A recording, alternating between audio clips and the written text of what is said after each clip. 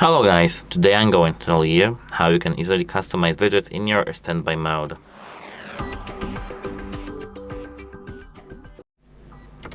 I did like that because I had to just plug my device in, and now as you can see, if you are in the horizontal view and close our device, we'll go in a moment to the standby mode.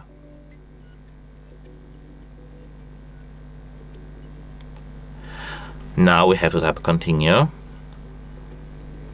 In the moment I need to show it somehow to you so that it won't disable.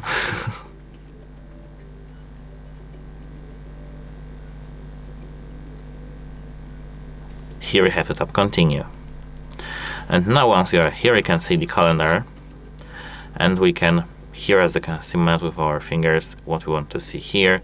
Here we can leave our calendar, here we can leave our clock, and move it, for example, to the Apple TV, to the reminders, to the calendar back again, to some weather, etc. Here we can change it, for example, to our maps, to the Apple Music, different clock. Here some actions, as you can see, bigger clock, etc. If you tap, for example, here on the clock, you can extend it to the and enable the application. And now let me just enter the standby mode back again.